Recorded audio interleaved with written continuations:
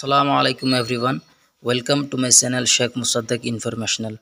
So আজি আমি নতুন এটা ভিডিও লৈ তোমালোকৰ সন্মুখত আহিলো। ফাইনালি সামাৰ্ট পোৰ্টালৰ মেৰিট লিষ্ট কিনি ওলাই গৈছে আৰু ফাৰ্স্ট মেৰিট লিষ্টৰ এডমিশন স্টাৰ্ট হোৱা হে গৈছে। আৰু তোমালোকে যাৰ নাম আহিছে তোমালোকে ফাৰ্স্ট মেৰিট লিষ্টৰ নাম হোৱা ষ্টুডেন্ট সকলোৱে তোমালোকে এডমিশন 20 আৰু 21 তাৰিখে তোমালোকে কমপ্লিট কৰিব পাৰা। আৰু যাৰ নাম অহা নাই ফাৰ্স্ট মেৰিট লিস্টত তোমালোকে চিন্তিত নহবা, কাৰণ ইয়াৰ পিছে সেকেন্ড মেৰিট লিষ্ট ওলাই যাব। সেকেন্ড মেৰিট লিষ্টত আকৌ তোমালোকৰ নাম যাৰ অহা নাই সেইমতে আকৌ তোমালোকৰ নাম সেকেন্ড মেৰিট লিষ্টত ওলাব। আৰু সেইমতে তাৰ পিছৰ 2 দিনা আকৌ তোমালোকৰ এডমিশন প্ৰসেসটো চলিব প্ৰত্যেক কলেজে। আৰু ইয়াৰ পিছত তথাপি যদি কাৰোবাৰ নাম নাহে ইয়াৰ পিছত আকৌ এটা মেৰিট লিষ্ট ওলাব, সেইটো হ'ব 3 নম্বৰ মেৰিট লিষ্ট। আৰু সেইটো লাষ্ট মেৰিট লিষ্ট হ'ব।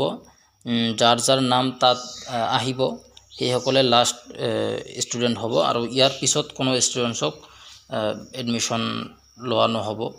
আৰু যদি কোনোবা কলেজে যদি কিবা কাৰণত যদি ষ্টুডেন্টছক কিবা ৰিকুৱেষ্টত যদি হিহঁতক পিছত এডমিশন লয়, ডাইৰেক্ট এডমিশন অফলাইন এইটো ল'ব পাৰে, হিহঁতৰ পাৰ্সোনেল ম্যাটাৰ হয়। কিন্তু পোৰ্টেলৰ হিচাপত তোমালোকে জাস্ট 3 নম্বৰ মেৰিট লিষ্টৰ পিছত 2 দিন টাইম পাবা এডমিশনৰ। আৰু যি সকলৰ 3 নম্বৰ মেৰিট লিষ্টত নাম আহিছে সেই সকলেই এডমিশন পাব। ইয়াৰ পিছত আৰু কোনো মেৰিট লিষ্ট নলয়। আৰু তোমালোকে ইয়াৰ পিছত যদি কাৰোবাৰ নাম অহা নাই ফাৰ্স্ট সেকেন্ড আৰু থাৰ্ড মেৰিট লিষ্টত যদি কাৰোবাৰ নাম অহা নাই তেনেহলে পোৰ্টেলৰ মতে তোমালোকে এডমিশন কৰিব নোৱাৰা সেই কলেজত। মই মোৰ কাজিনক লৈ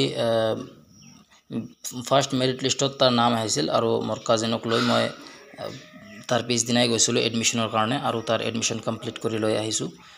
এটো হয় টুৰুঙ্গিয়া দীনদয়াল কলেজত গৈছিলো, তাক লৈ পণ্ডিত দীনদয়াল উপাধ্যায় আদৰ্শ মহাবিদ্যালয়ত গৈছিলো আৰু এডমিশন কমপ্লিট কৰি আহিছো। আৰু ইয়াৰ পিছ দিনা অৰ্থাৎ 21 তাৰিখ যেটো কালি গল যোৱা কালি সেইদিনাও ফাৰ্স্ট মেৰিট লিষ্টৰ এডমিশন হৈছে। আৰু আজি সেকেন্ড মেৰিট লিষ্ট ওলাব আৰু সেই সেকেন্ড মেৰিট লিষ্টৰ তাৰ পিছৰ 2 দিনা আকৌ এডমিশন হ'ব।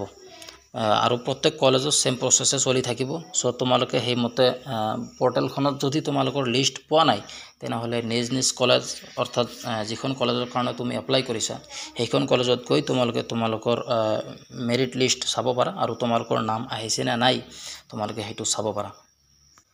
সো আজি এখিনিয়ে কলো। আৰু কিবা যদি ডাউট থাকে মোক জনাবা, মই জনাব চেষ্টা কৰিম। আৰু কিবা নতুন আপডেট আহিলেও মই তোমালোকক জনাব চেষ্টা কৰিম। ইয়াত মই যিখিনি আসাম গভৰ্ণমেণ্টৰ ফালৰ পৰা যিখিনি নতুন আপডেট আহে বা ষ্টুডেন্টছৰ কাৰণে যিখিনি নতুন আপডেট আহে এইখন চেনেলত মই সেইখিনি দাঙি ধৰাৰ চেষ্টা কৰো।